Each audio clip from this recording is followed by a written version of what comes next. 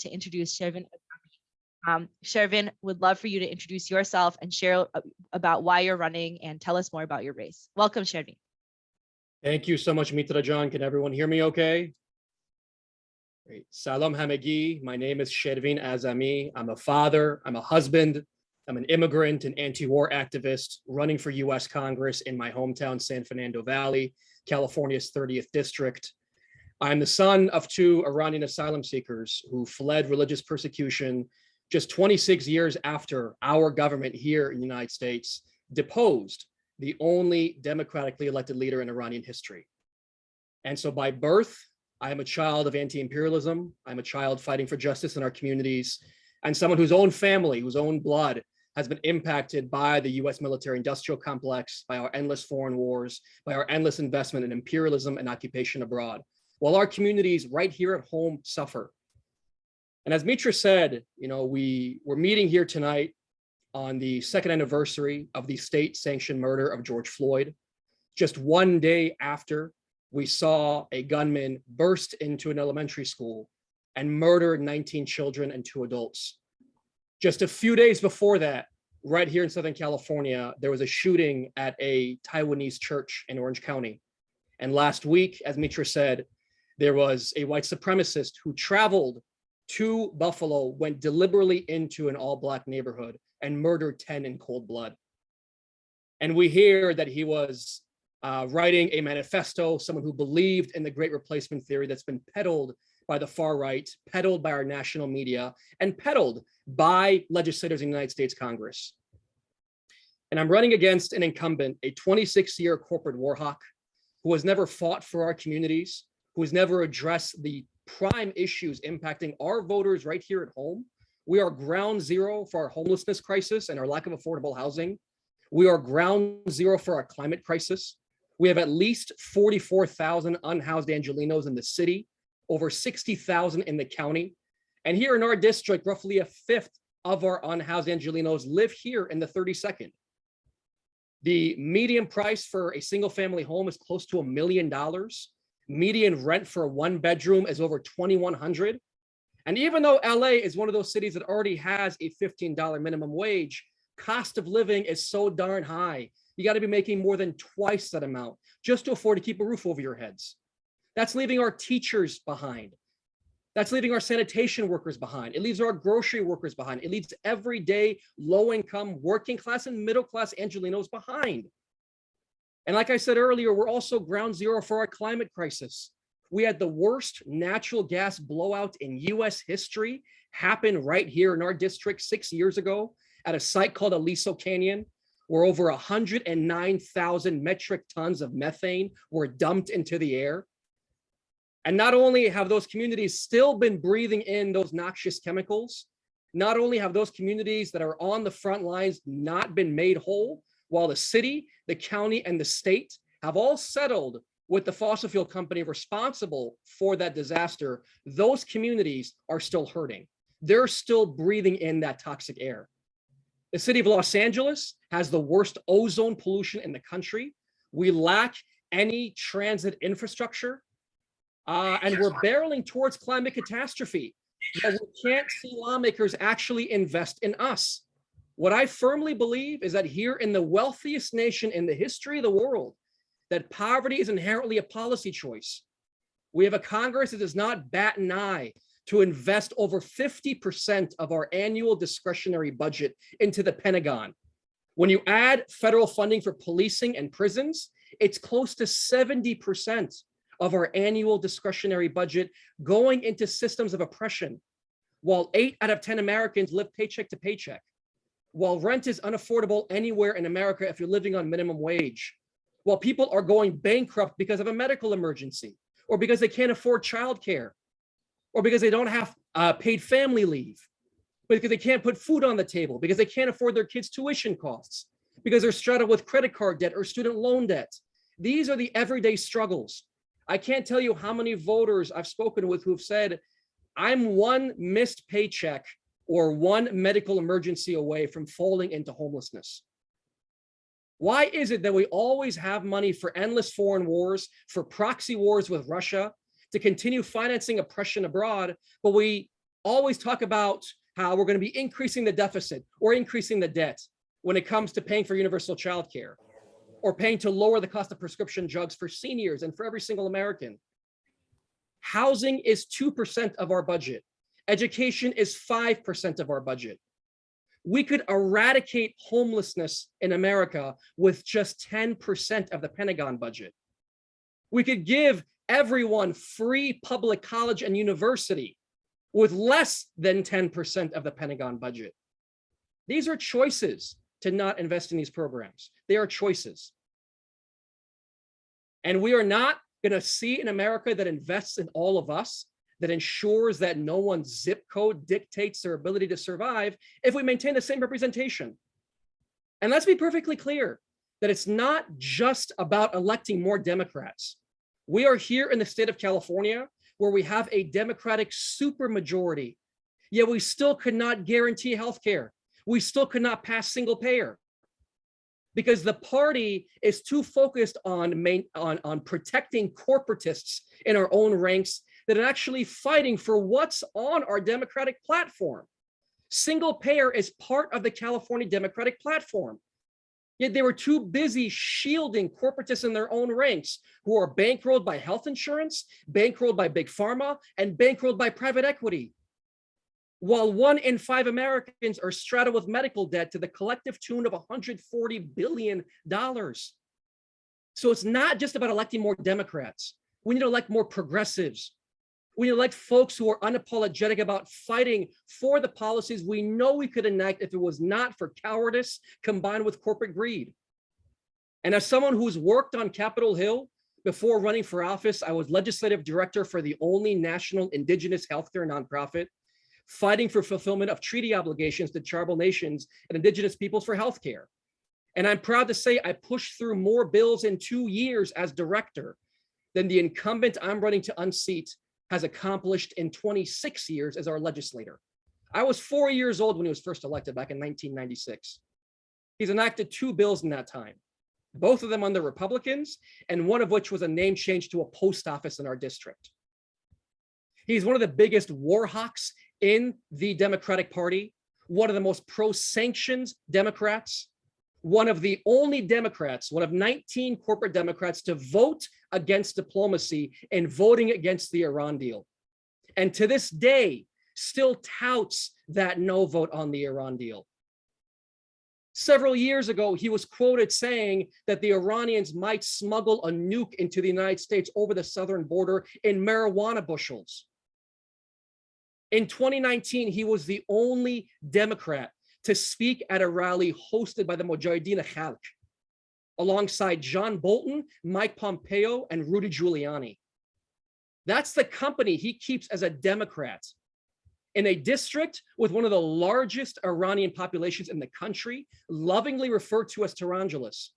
Yet one of our own has never represented us in Congress. And I can't think of a more urgent moment than now to actually have representatives fighting with our voice from our communities who actually gives a damn and has an understanding of why we need to move with diplomacy. We have seen Iran enrich uranium more than ever before. We've seen them get closer to building a nuclear bomb than ever before because we abandoned diplomacy. We've seen the despotic Iranian regime crack further down on peaceful Iranian protesters, on Iranian journalists. Why? Because our maximum pressure sanctions have only given fodder to the regime to crack down with more censorship, more surveillance of internet in Iran. How is that helping the Iranian people? How is that moving us further towards peace? When we are further entrenching the very systems that are gaining ground for extremists, our sanctions create the vacuum for far-right authoritarians to gain power. We need a new foreign policy actually grounded in multilateral diplomacy, grounded in public health, grounded in protection of human rights, not financing apartheid governments, not financing authoritarian governments. When we pick and choose our human rights, we undermine human rights. if we were going to stand there and say that we're fighting to protect and empower the human rights of the Ukrainian people, which we should be doing, we should be investing in humanitarian aid. We should be investing in asylum services. But instead, while we do that, what have we seen Biden do? Reimpose sanctions on starving Yemenis as a way of coddling up to MBS to increase oil production. We can't say we protect human rights somewhere while we undermine it somewhere else. We have to stay consistent in defending human rights. If we don't do that, we undermine our own moral standing.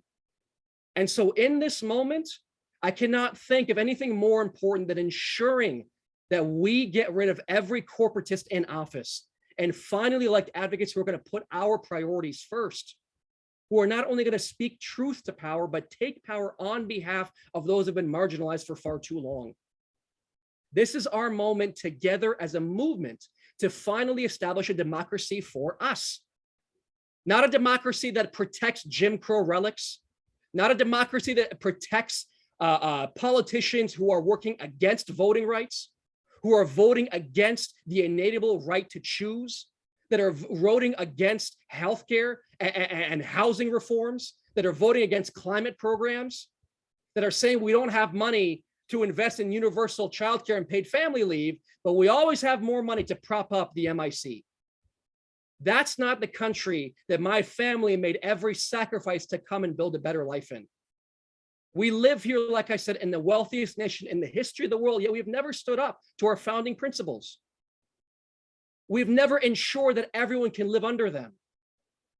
We need to advocate for those things. If we want to fight back against Trumpism in 2024, if we want to fight back against a Republican takeover in this midterm, we have to demonstrate what a Democratic majority can achieve. Let's make tangible improvements in the lives of the American people. As people are struggling with skyrocketing inflation while their wages remain stagnant.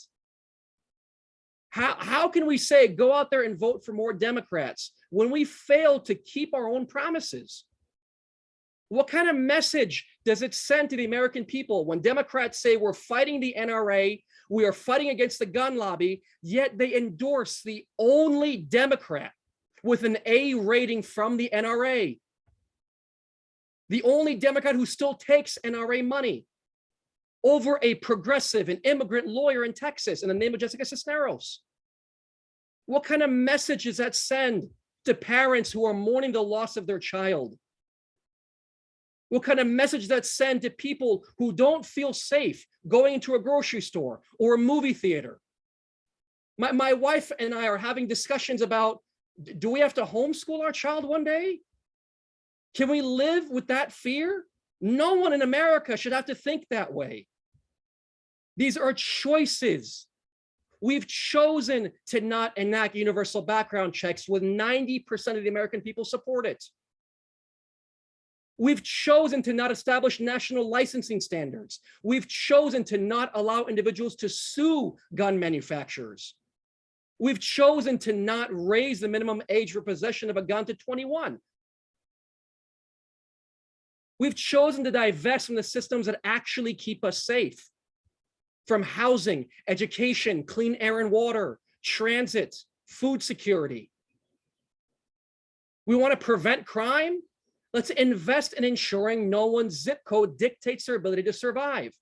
But our district is a microcosm for what wealth inequality looks like across the entire country. Because we have 10, 20, $30 million homes 2 blocks away from folks who are living in abject poverty. We have parts of our district where 80% of the population can't afford to pay their rent and are paying 2-3 times what you're supposed to be paying over that 30% limit to keep a roof over their heads. And 3 blocks away, you have folks living in $30 million homes. That's the reality in America. We absolutely can guarantee that people's baseline needs are met. If we invest in those baseline needs, our economy prospers, our public health prospers, our national security prospers.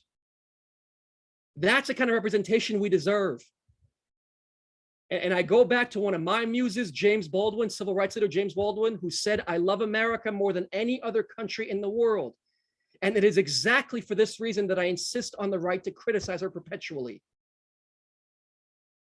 This is not the moment to be complacent.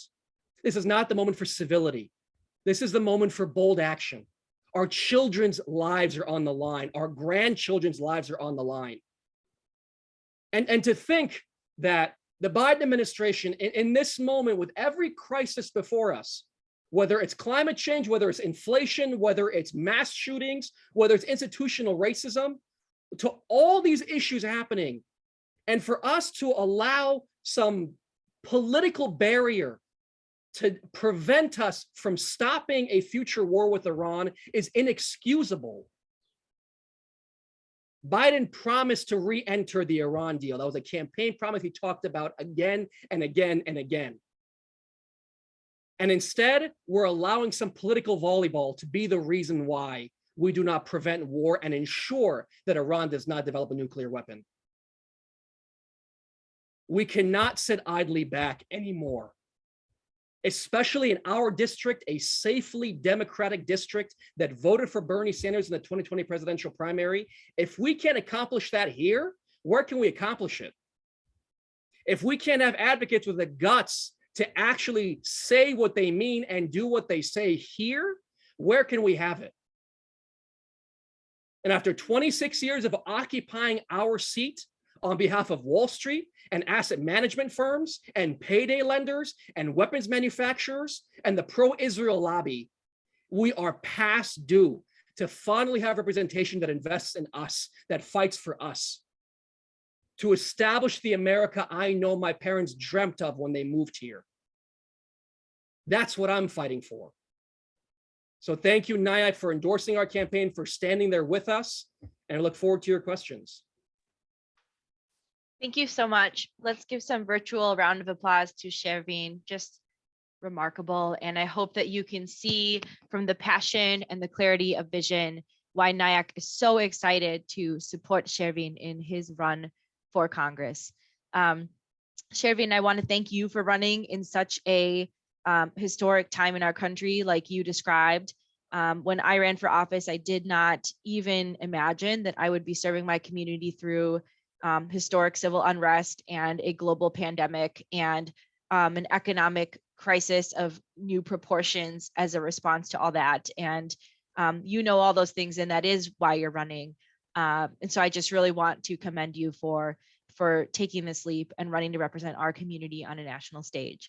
I think it's so important when we talk about representation that we make clear, and you, I think, have spoken so well to this already.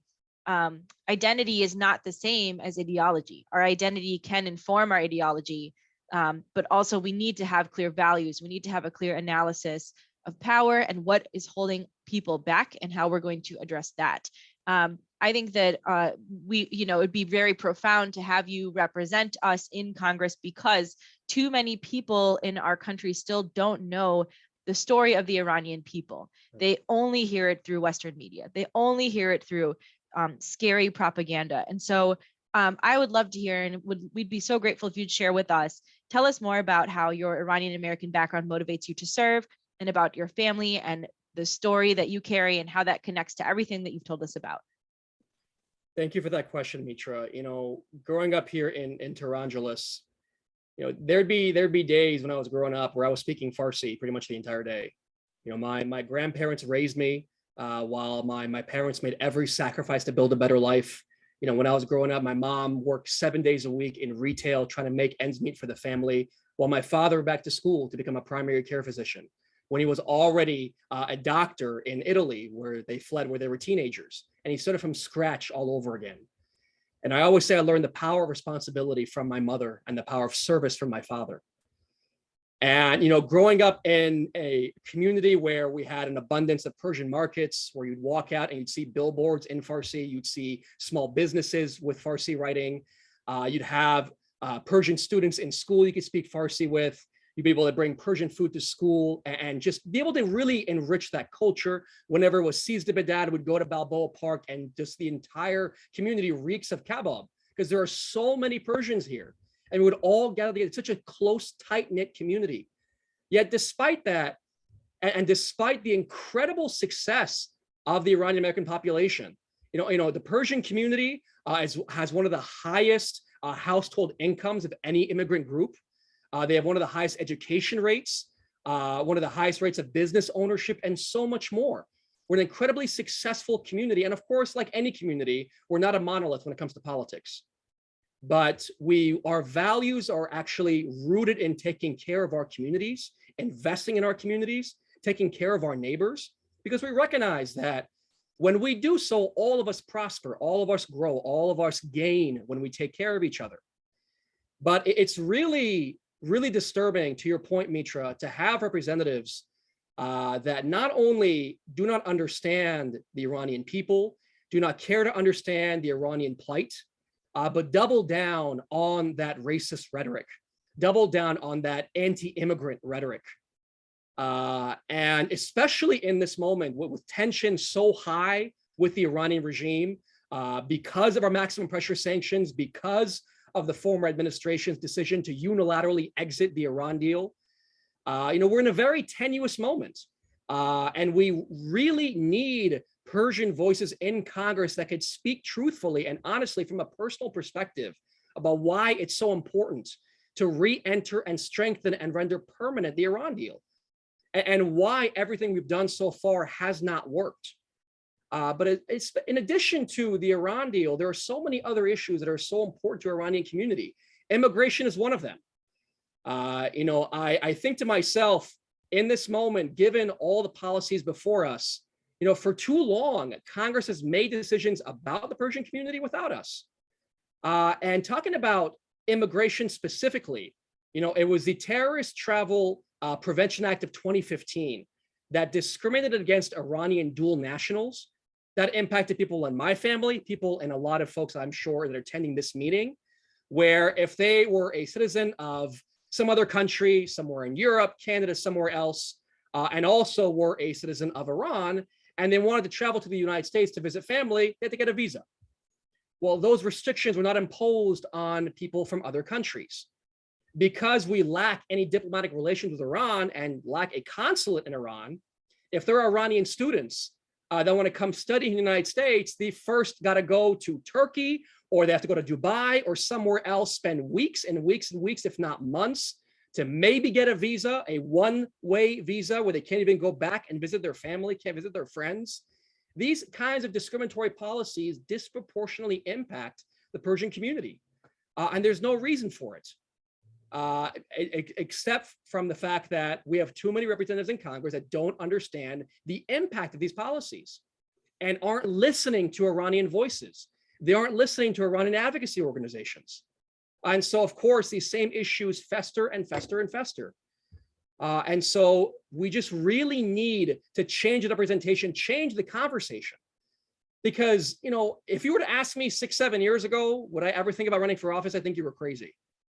But as I delved further and further into policy work, my background's on the public health programmatic side, working with communities on designing obesity prevention programs, tobacco cessation programs, doing HIV prevention, harm reduction work, and so much more.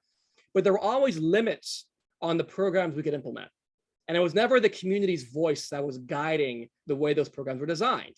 It was policies that were designed by lawmakers completely out of touch with what their communities were going through. And so I delved further and further into policy. And as I shared earlier, I became legislative director for the only national indigenous healthcare nonprofit, where I'm proud to say that I got bills passed canceling copays and deductibles for Native American veterans, guaranteeing long-term funding for community health centers, and delivering over $10 billion to frontline communities for the COVID-19 pandemic, for maternal healthcare, and for drug overdose prevention. So it boils down to advocacy for folks with the guts to actually speak about the issues and reach across the aisle and find partners willing to work with us to push these important policies forward. That's what I did successfully in Congress. And then I think to myself, I tried to work with Brad Sherman, the incumbent here, tried to appeal to him as a constituent who grew up in his district, because believe it or not, Brad is a member of the Native American Caucus. He's a member of the Diabetes Caucus. And I'd reach out to him and it was either zero response or the most perfunctory response imaginable. And I speak to community leaders, nonprofit leaders, faith leaders. It's the same story again and again and again. We can't point to a single thing Brad's done for us. despite all these issues in our communities getting worse and worse over time. And then the final straw for me was, again, like I said, in 2019, when I saw him speak at a rally hosted by the MEK, calling for more violent regime change in Iran. And I think that my family fled, again, 26 years after our government here with the UK deposed Mohammed Mossadegh. And the world is still reeling from that decision. And instead of finally turning a new leaf and saying diplomacy means actually negotiating with people, working on pushing our mutually beneficial priorities forward. Instead, we strong arm and engage in coups and depose. We allow corporations to come in and extract resources, ransack economies at the expense of people living there. And we wonder why there is so much anti-American rhetoric across the globe. And we never bother to look in the mirror and hold ourselves accountable and say, if we're actually fighting for human rights, let's put our money where our mouth is. Let's be equitable in our approaches. Let's take care of our issues right here at home. But the globe looks at us and they say, here is the strongest country in the world, and they can't even address mass shootings. It's not a mental health issue. We're not unique in the world with mental illness. We're unique in the world with mass shootings because our policymakers are cowards. That's why these issues continue to be perpetuated. And again, we will not change them so long as our representation remains the same. And that's why in this moment, it's so incredibly important to finally have our communities rising up and representing us with our voices, our faces, our priorities. Thank you so much. Thank you for that extremely comprehensive and well connecting of all the issues answer. We have some questions coming in from the chat now, and I'd like to go first to one that came on a private channel, and then I'll address some other ones coming through. The next question comes from a participant that asks, as a young progressive Iranian American, I've felt betrayed by the squad too many times. AOC and Bowman voting to replenish the Iron Dome was a particularly disillusioning moment. Will you be the progressive exception and promise to never vote for a single penny of military aid to Israel? Shervin, if you would not mind answering this question, that would be great. Yeah, it's a very powerful question and one that's come up many times. You know, Brad Sherman is one of the biggest Zionists in the Democratic Party. Never once stood up for Palestinian human rights, even just basic equity, basic self-determination, basic support for human rights. And we've been very clear about where we stand. You know, I'm the only candidate that declares Israel to be an apartheid state. And I have gone into communities in some of the most conservative areas of the district, in Democratic clubs that easily would vote for Brad Sherman. And I've been asked directly, would you have voted for Iron Dome funding? And I told them no. And I said, let's think about the context in which the Democrats forced a vote on $1 billion in Iron Dome funding last September, right around the time that we are engaging in all the discussions around the bipartisan infrastructure package and Build Back Better. And you have all these obstructionists in our own ranks that saying, we don't have the money for paid family leave. We don't have the money for childcare. We don't have the money for climate programs. It's also, again, the month of September, federal appropriations for the next fiscal year have to be enacted by the end of September. So we're barreling towards a government shutdown. We're barreling towards a debt ceiling crisis. All those issues on the front burner not being addressed. Yet somehow, all of a sudden, we have an extra $1 billion they're going to force through for the Iron Dome on top of the $3 billion we already give them annually as part of the 10-year MOU signed by the Obama administration. You even had Senator Patrick Leahy, retired Senator Patrick Leahy, say that Israel had not yet even spent down that $3 billion. And yet here we are appropriating another $1 billion on top of it. I would have voted no. And I was not scared to say that to my constituents.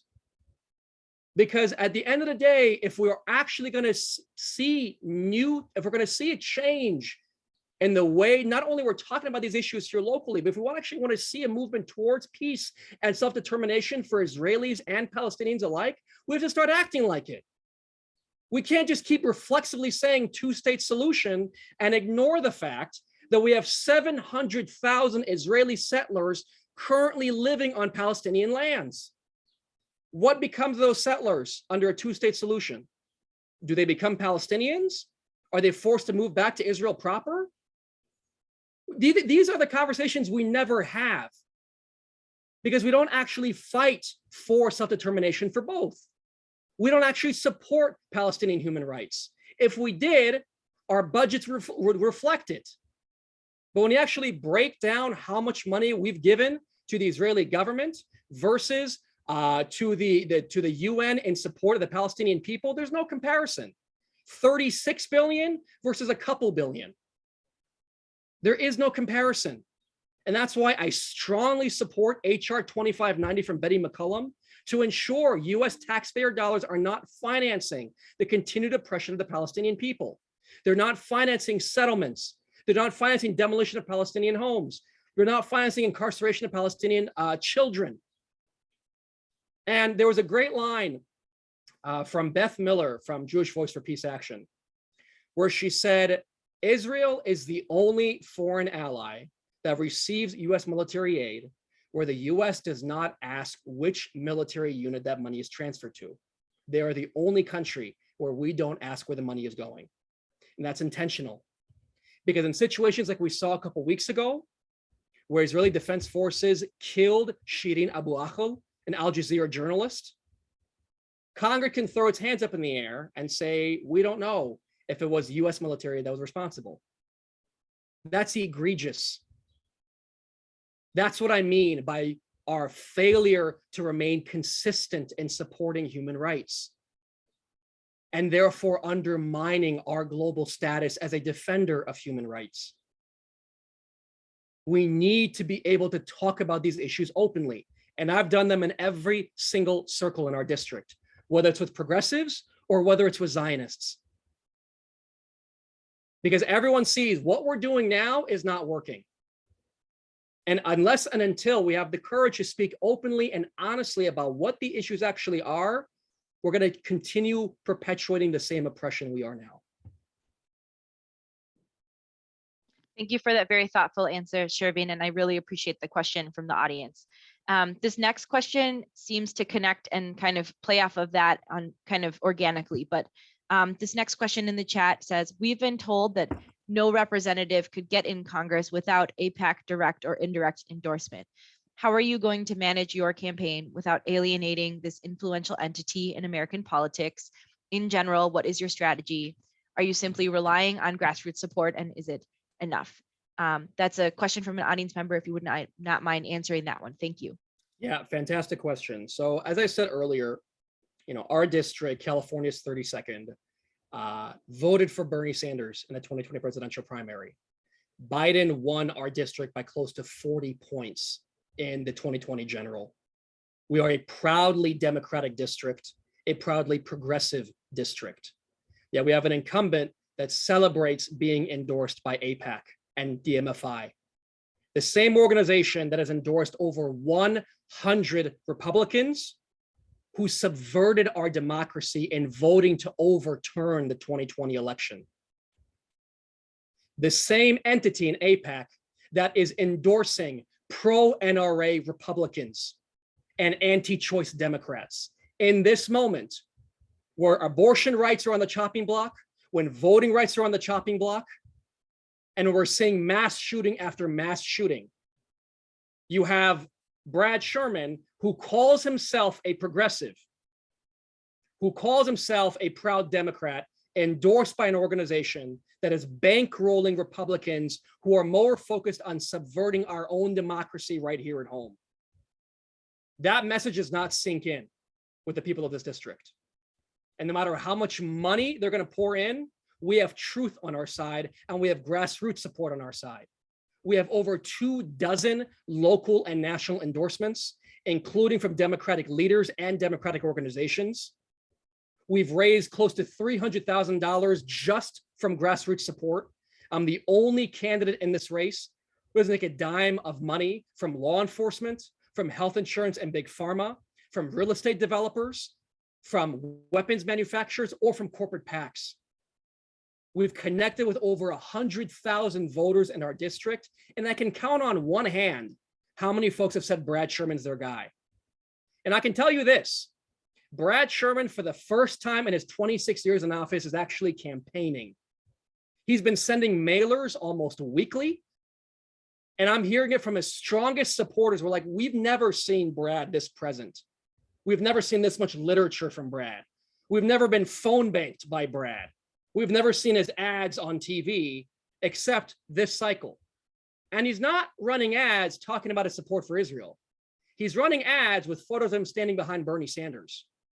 He's running ads talking about his support for a Green New Deal. He's running ads talking about how he's taking the fight to the big banks on Wall Street. Who is he afraid of in running ads like that? Not afraid of the right. He's running ads talking about how he is a progressive champion, how he's got the strongest rating from the Sierra Club. He's got the endorsement of Planned Parenthood, when he hasn't done a thing to actually fight for those priorities in Congress. And unlike any other challenger he's ever had, as someone who's worked on the Hill, respectfully, I can call BS on him like no one else can. When he says, oh, I co-sponsored Medicare for all. Well, all that goes into co-sponsorship is your staffer sending a one-sentence email to the sponsor of the bill saying, please add my boss's name. You didn't have to offer an amendment. You didn't have to help write the bill. You didn't have to give your opinion. But you get to add your name and go back and give lip service to your community. Brad Sherman chairs the very subcommittee with jurisdiction over our federal housing laws, over Fannie Mae and Freddie Mac, and over authorizing new affordable housing programs. Everyone in California knows, every Angelino knows, that homelessness and lack of affordable housing are the forefront of every voter's mind, regardless of party affiliation. And Brad is literally the guy in Congress to do something about it because of the subcommittee that he chairs. Yet all he's done since becoming chair of that subcommittee last cycle is be bankrolled by BlackRock and Blackstone and UBS and Vanguard, the very Wall Street corporate landlords and asset management firms that are decimating our housing market. He's one of the top 3 recipients of payday lending donations. On foreign affairs and financial services, his biggest donors are Wall Street and weapons manufacturers, the very industries he is supposed to be overseeing as a member of those committees. That is corruption 101. And we can speak truth to that like no other candidate can. And so let AIPAC pour all that money in. Let DMFI pour all that money in. We've got the truth on our side. We've got people power on our side. We've got grassroots support on our side. And we will never back down. Thank you, Shervin. As a brief follow-up on that, I'm going to combine a couple of the questions in the chat. One person said, I believe District 30 is heavily Jewish. Do you think your positions regarding Israel and Palestinians may hurt your chances for getting elected?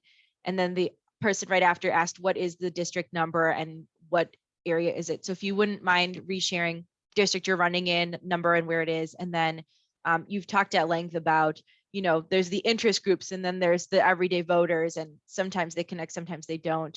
You said you've talked with lots and lots of groups of people. If you wouldn't mind just expanding a little on that and sharing about the district again, that would be helpful for our participants. Thank you. Absolutely, yeah. So it's the 32nd district. It is primarily the West San Fernando Valley. So that's communities like Sherman Oaks, Studio City, Reseda, Canoga Park, Tarzana, Encino. And then we also went over the hill into parts of West LA. We have Persian Square and Westwood in our district, the only Persian designated neighborhood in the entire country. It's very, very powerful to have that here in our district. We have portions of Santa Monica, and we also have areas like Brentwood and Malibu.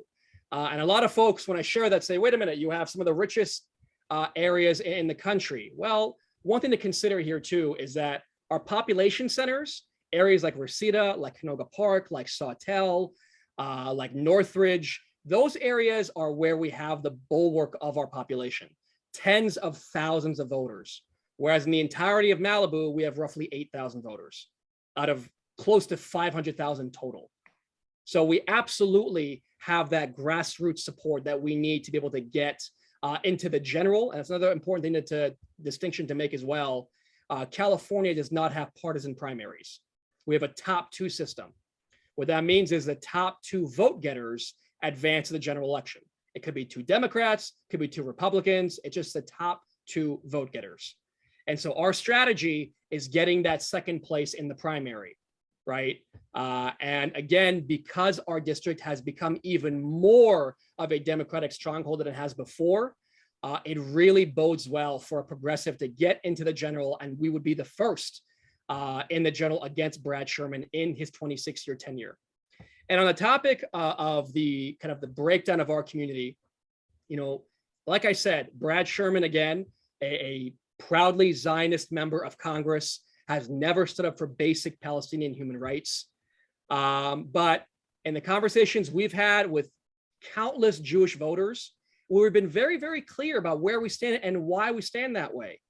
And as I appeal to them on a personal level, as someone who was raised as a Baha'i, whose family fled religious persecution in Iran, as someone who's been on pilgrimage to Israel with my parents when I was 19 to the Holy Land, we can connect on a personal level and have those conversations in ways that most of the folks can't, on a very intimate and deep level about, look, we are fighting for real self-determination. And we have to actually stop with the talking points and break down how US policy has not only failed to foster self-determination for Israelis and Palestinians alike, but has actively worked against bringing that into fruition. And we have to break that down and say why these bills like HR 2590 are so important. You know, an organization like J Street, they've never endorsed Brad Sherman. And other organizations that have endorsed us, like Jewish Voice for Peace Action, we have countless members in our district that are members of JVPA, that are members of J Street. And all these voters want change. And like I said earlier, even when I go into the most conservative circles, I'm still being very honest and giving the full picture of why I would be voting against the Iron Dome bill, why I'm a supporter of HR 2590, why I think that just reflexively saying two-state does not make sense anymore, given the position that we're in, and why I think there is no such thing as progressive except Palestine. We have to understand these issues are inherently intersectional. The same beating heart of oppression that goes through Ferguson, that goes through Minneapolis, goes through Tel Aviv. Why? It all has to do with where the financing comes from. Our taxpayer dollars are financing that oppression right here at home and financing it abroad. And we're not going to produce change if we continue peddling the same lies, the same talking points that are denying our ability to actually establish real democracy, real peace for all. Thank you, Shervin. Thank you so much for that. We're about to talk about how you all can help Shervin in just a moment. This last question sets us up very well for that. I'm going to combine some of the questions that we're getting. One of them asks, I'll just ask them all as one. Do you know how much Brad Sherman has raised? If you had his funding, what else do you need to beat him? And what is your plan of action this close to the election? So it would be great to hear the state of the race from a financial standpoint, and then we'll talk about how all of you can help with that. Absolutely. So like I said, I'm the only candidate in this race who has signed pledges refusing corporate PAC money. While Brad Sherman, of course, like I said, bankrolled by weapons manufacturers, by payday lenders, the pro-Israel lobby, asset management firms, and much more. He has close to $4 million cash on hand from his corporate donors. And despite all of that war chest, we're still seeing him spend money after money after money on these ads, on these mailers, on these texts to voters. And so he's feeling the heat from the left, despite having a huge cash out advantage, which again, every progressive deals with an incumbent with a huge cash advantage, no matter who it is. And so every dime we're bringing in, we are investing straight into voter outreach. We've sent close to 100,000 mailers, over 100,000 texts. We've canvassed tens of thousands of people. We've sent thousands upon thousands of handwritten postcards. And all the money we bring in goes straight into those programs to reach more and more voters. That's the name of the game here, because that's our biggest hurdle. Brad wins by name recognition alone. He does not win because he's supported by the constituency. He is not supported, not even by the Democratic. I'll give you an example. You know, the Democratic Club, pretty establishment Democratic Club, but they still entertained endorsing, or the possibility of endorsing us. We went through the process. Of course, they ended up endorsing Brad by a vote of 4-2. But those two folks who voted for us told us afterwards that the people, even the folks who voted for Brad, were decrying the fact that he's still in office. And they wish that he would just retire so they can support our campaign. So even the establishment does not like Brad Sherman, which means that we can absolutely win this if we reach as many voters as quickly as possible. And of course, here in California, we have automatic mail-in ballots. Voters started receiving their ballots back on May 9th. And we already started voting several weeks ago. We're already in the midst of it. We got less than 2 weeks left, 13 days to the dot to get as many voters out there for us as we can. And so really that's the name of the game. In these last 13 days, continuing to do more days of action. We have near daily phone banks with several canvases every single week. We still have a lot of folks that are doing handwritten postcards for us. And there are a lot of ways from the comfort of your own home, comfort of your own couch to get involved. Like I said, through these postcards, through the phone banking. And then also a very important thing we've been doing is through relational organizing. As much as the door knocking and the phone banking helps, nothing is more powerful than someone you know and trust saying, hey, you should vote for this person. And so we're asking everyone, either if they live in the district or know people who live in the district, get on the phone with your friends, with your family, with your colleagues, encourage them to research our campaign, vote for us, donate to us. Every dime we bring in, again, is invested straight into voter outreach, because we know that's the main way we're going to win. The more voters we reach, the more likely we are to be successful. Because everything we see Brad Sherman doing is because he's afraid. And for the first time, we've put him on his hind legs. We have made him afraid. And so we just need to continue pushing. We keep pushing. I know we'll be successful.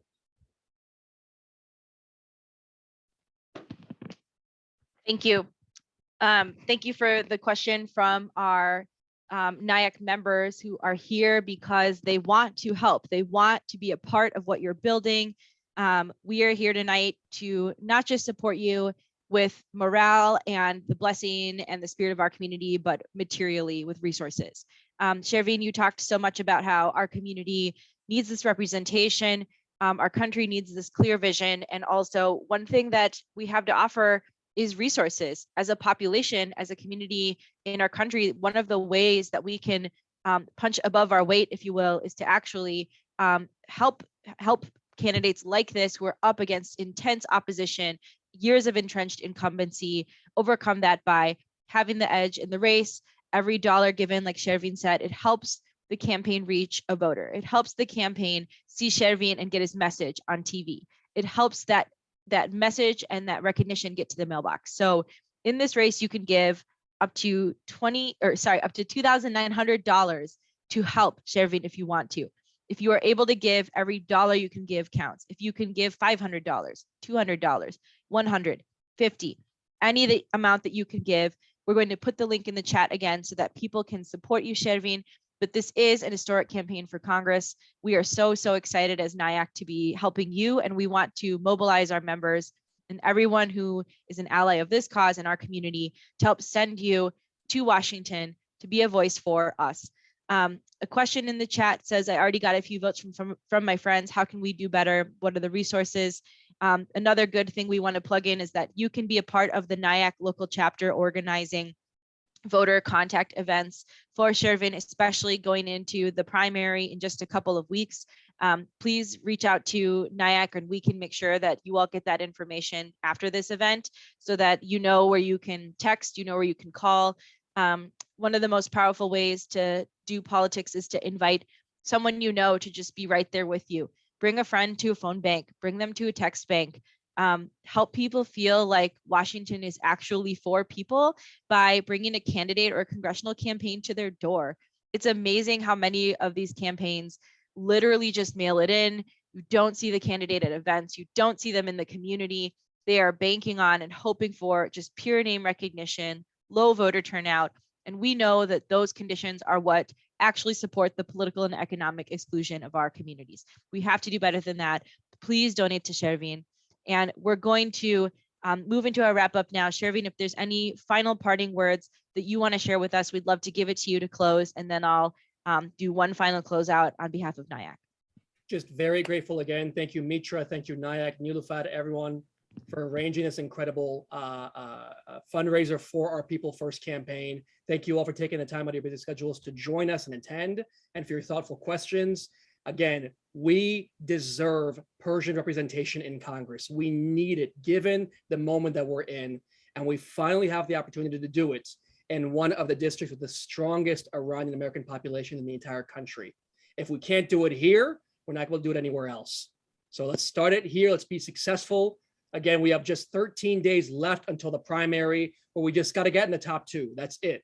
We're to get in the top two, and then when we're in the general, that's when the real fight begins. We talk about AIPAC and DMFI, that's when the knives come out. Because then it's only Brad Sherman and us. We have to do everything we can to get there, raise as much money as possible to be successful in beating back all the lies, all the corruption, all of the work they're going to do to take away this opportunity to finally have new representation fighting for us, fighting for our communities. So thank you all so much. Merci Hamagi. Thank you. Shervin Jun, kheli khosh amadi. I am just so inspired right now. I am so thankful to all of you for being here. Again, I'm joining this call at the end of a very long day in my role as a local elected official. And this is such a restorative event, I'm sure, for so many of us here. We want you to know, Shervin, we have your back. We're going to work hard for you. We're going to raise money for you because we deserve a voice as clear as yours on the national stage. Our community and our country deserve a person who so clearly sees the connections between our misplaced priorities, has a vision for rectifying that, has a record of success legislatively and in community and in organizing to address those things, and is going to bring those skills to bear in Congress. In just one call tonight, we've heard about the necessity of the Iran deal, of diplomacy, reforming our foreign policy, combating imperialism, climate justice, healthcare, gun violence prevention, hate crimes, through the whole spectrum of issues facing American life, reproductive justice, the pandemic. It is so rare in these times that we feel like there is someone who is speaking from the heart about what people are going through. I want to thank you, Shervin, for being that person. Thank you, everyone, tonight for being here. I'll let us sign off for now. Please donate if you haven't, and we'll be following up to get you plugged into this race between now and the primary. Thank you, everybody. Good night. Thank you. Shab B'Khair. Shab B'Khair.